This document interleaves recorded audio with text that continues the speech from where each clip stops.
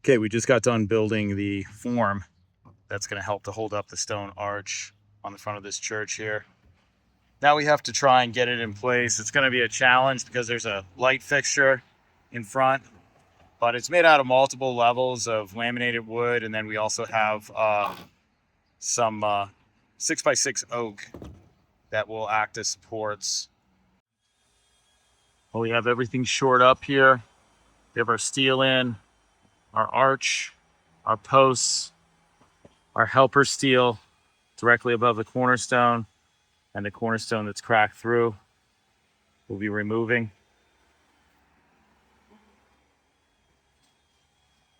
We have a prop here bolted down to the ground.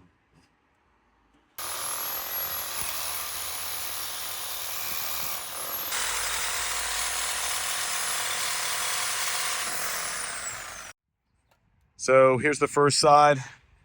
We just removed the iron railing. See all these previous repairs. We will be removing this and repairing the brownstone here. We started removing this stone right here, and we can see for the first time since 1891 what the foundation's like, and it's brick. Looks like it's a couple of pieces of brick. And we did hear that this stone at one point was hit by a car here on Main Street. See, it's pretty split and cracked up.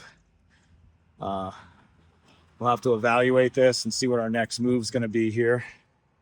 Some limestone underneath. Okay, today we started preparing some of the patches here, preparing the brownstone to receive the brownstone patching compound. So we're squaring up our edges really good. We're using pneumatic stone carving chisels, and we also drilled down in here. We had core drilled so that the new railing system will fit really well and really get into some more of the meat of the stone. Thankfully, initially when they put the railing in, they only came down about 3 inches or so, I would say. So we were able to core drill down another 2.5, say 3 inches. We didn't want to go too far because we didn't want to hurt the stone underneath and possibly have a blowout here. We don't want to crack anything, but we drilled down, and then now we're just preparing all the corners here for repair. And they're all a little bit different.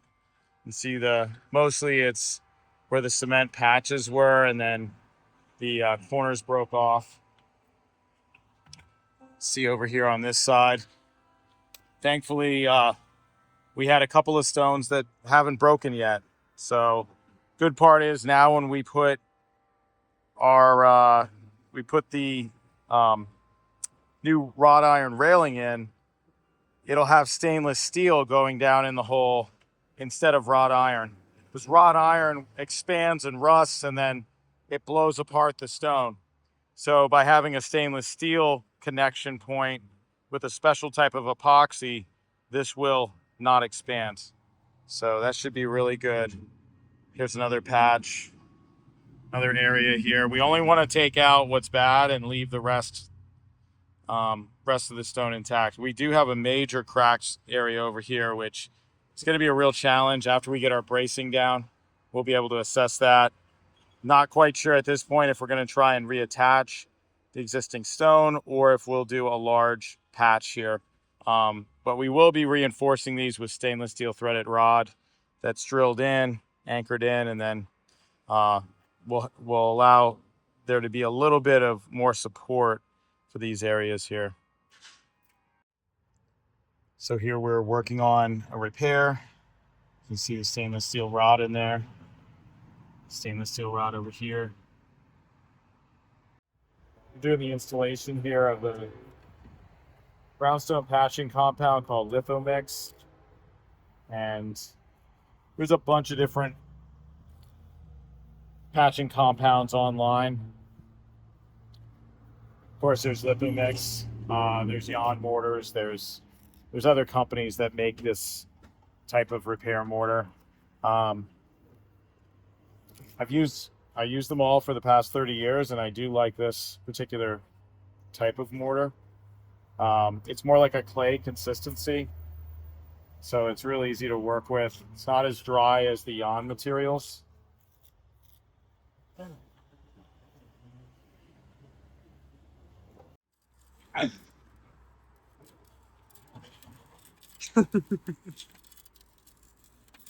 All right, you videoing? Yep. So we're screening this off right here, bringing it down. You can see this patch over here. This has the stainless steel that's embedded inside of it. We took a tooth chisel that we had from our stone carving set, and we went over it and we put some marks in there. Obviously, the color is going to be matched to this color right here, and this has carbonation on. So we'll probably just match this with a little bit of like dark stain. We have like a potassium silicate stain. We can dab that on there and blend this in, blend those edges in a little bit. This spot here is where our railing system is going to go. So we put some PVC in there just to be able to save the space where the wrought iron railing's going.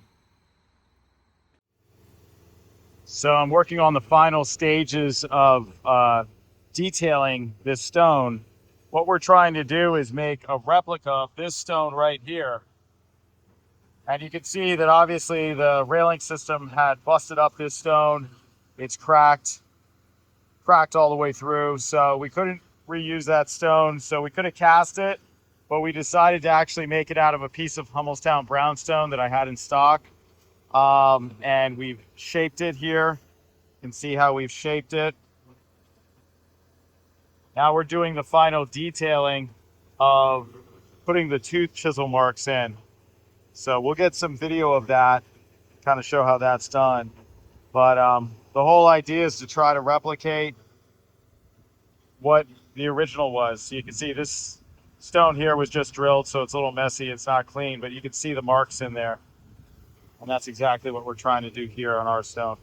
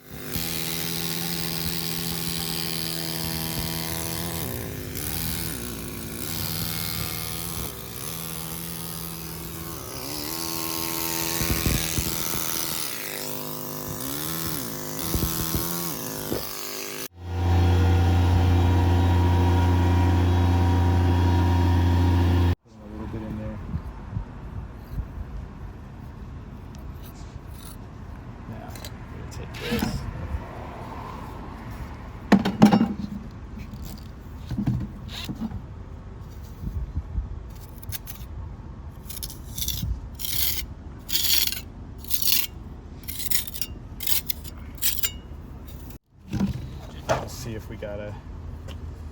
You need one? Yeah, I do. Yep. Spray a little bit more stuff in there.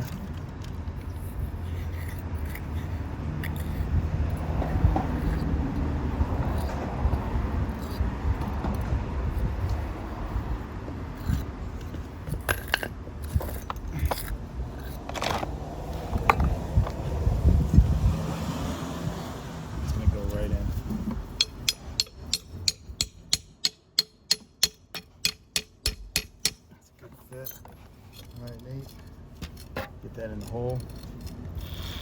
How are we looking out there? Hold on for 1 second. Looks like it's right on.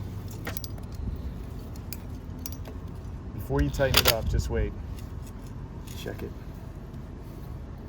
All right, go for it. Stop.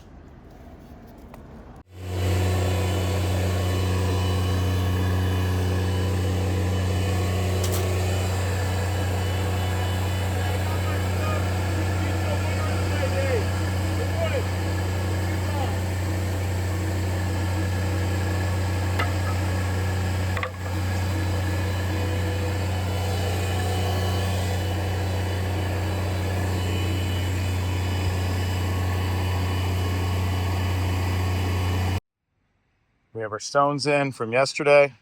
Still need to touch it up a little bit, but we have that stone in. The other one, have this tied together. Today we're going to be taking down this post right here, angled post we have in, and then we'll be working on taking our archway and the 3 vertical posts with the steel down.